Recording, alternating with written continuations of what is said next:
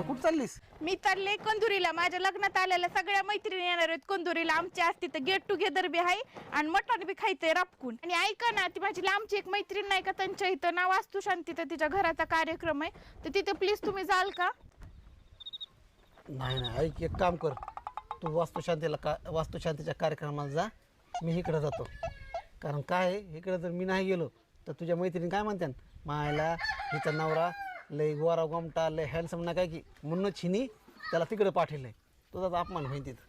हो तुमचं बरोबर आहे. इकडं सगळ्या माझ्या मैत्रिणी येणार आहेत आणि तिकडं कुणीच नाही जाणार. तुम्हाला मग तिकडं मैत्रिणी तशाच म्हणत्या ना.